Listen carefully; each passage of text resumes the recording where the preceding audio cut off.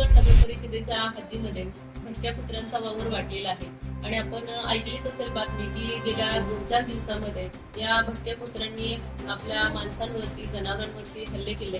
त्याच्यामध्ये कालच एक 6 वर्षाचा मुलगा गंभीररित्या जखमी झालेला आहे. यापूर्वी मी नागरिकांना सांगू इच्छिते की आम्ही निविदा काढलेली आहे आणि ती माणसं किंवा निविदा काढलेली जी व्यक्ती आहे ती परगावी म्हणजे कर्नाटकामध्ये गेल्यामुळे ते तातडीने येऊ शकले नाही. पण आमच्या नगरपालिकेच्या आरोग्य विभागातील कर्मचाऱ्यांना ती तातडीनं त्या कुत्र्याला पकडण्याचं काम सांगितलेलं होतं. ते कुत्रा आता आपण पकडलेलं आहे. त्याचबरोबर इतर जी भटकी कुत्रे आहेत गावात त्यांनाही पकडण्याची मोहीम सध्या सुरू आहे.